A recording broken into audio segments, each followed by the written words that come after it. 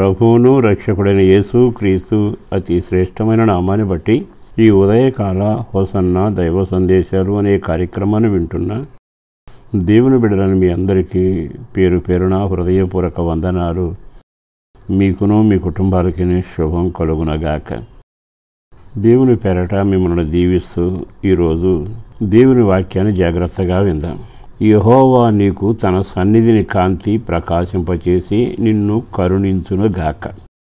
సంఖ్యాకాండం 6:25 ఇలాగన రాయబడి ఉంది. ఈ వాక్యాన్ని వింటున్నప్పుడల్లా దేవుని మనస్సు నిండా ఉన్న ఒకే ఒక ఆలోచన, నేను నిన్ను కరుణిస్తాను, నేను నిన్ను నీ పిల్లల్ని కనికరించేదను. ఈ మాటలు చాలాసార్లు చదువుతుంటాం. బైబిల్లో ఎక్కువసార్లు ఈ మాట కనపడుతూ ఉంటుంది. నిజంగా మన దేవుడు ఎంత కనికరం కలిగిన దేవుడు అండి. ఆయన అంటున్నాడు తప్పనిసరిగా నేను నిన్ను కనికరిస్తాను అని. ప్రతి మనిషి ఉన్న పరిస్థితుల్లో ఊబిలో చిక్కుబడ్డ వ్యక్తిలాగా, చీకట్లో నడిచే వ్యక్తిలాగా, ఒక రకంగా చెప్పాలంటే తడువులాడ మధ్యలోనే పయనం సాగుతూ ఉంది. కానీ దేవుడు అంటాడు నేను నిన్ను కనికరిస్తాను. అంటే దేవుడు కనికరిస్తే పరిస్థితులు మారతాయి. దేవుడు కటాక్షిస్తే గొప్ప విడుదల కలుగుతుంది. మీకు అర్థమైన మాటలో చెప్పాలి అంటే కొన్నిసార్లు మనల్ని కనికరించే మనుషులు తక్కువ అవుతారు. ఎవరైనా కనికరిస్తారేమో అనుకుంటాం. ఓసారట ఒక బానిసల సంత జరుగుతుందట. ఆ రోజుల్లో బానిసలను అమ్మేవాళ్ళు. ఒక అతను ఆ మార్కెట్కి వెళ్ళాడు, సంతకి. ఒక అందాల రాశి చాలా ముచ్చటగా ఉంది, కానీ బానిస.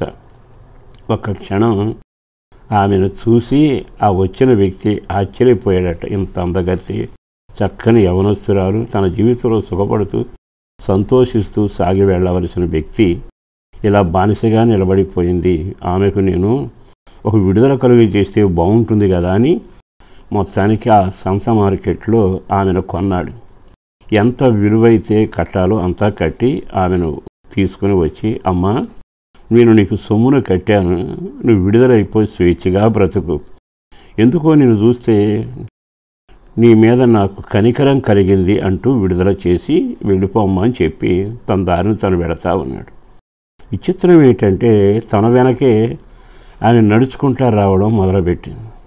కొంత దూరం అయ్యాక వెనక్కి తిరిగి, ఏమిటమ్మా ఎక్కడికి వస్తున్నావని. నన్ను కనికరించింది మీరే కదా, నేను ఎవరి దగ్గరికి వెళ్ళడానికి నాకు ఎవ్వరూ లేరు.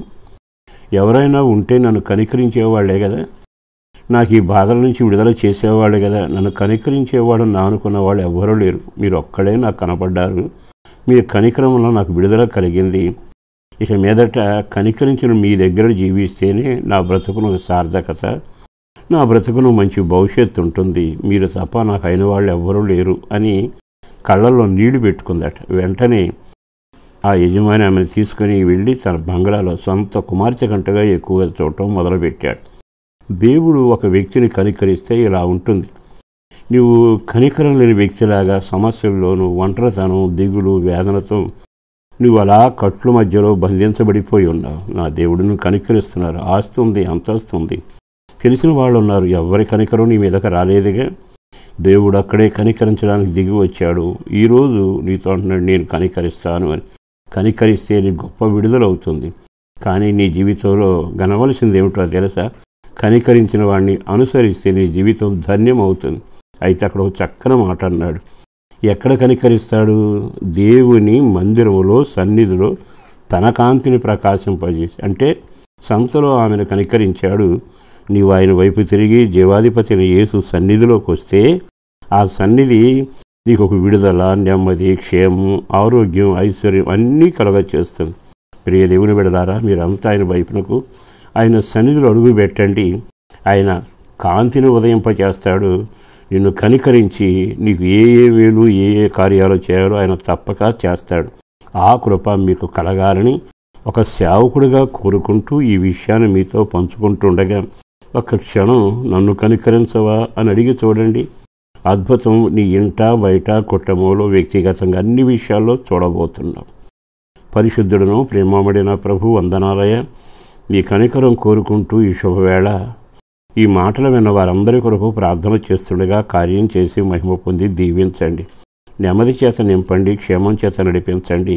కుటుంబ క్షేమం, అందరి రక్షణ భాగ్యం, ఆరోగ్యం, సమాధానం, సంతోషం, కష్టాజితం దీవెనకరంగాను బిడల భవిష్యత్తు దీవెనకరంగా ఉండేట్టుగా మీరు వారిని ఆశ్రయించి చంటి పిల్లను గర్భిణీ స్త్రీలను ఆ ఇంట్లో ఉన్న పెద్దవారిని కనికరించి దీవెన నెమ్మది క్షేమంతో నడిపించుమని కన్నీళ్లకు ముగింపు కలుగు చేయండి. యేసు పరిశుద్ధ నామాన ప్రార్థించి వేడుచున్నాము తండ్రి.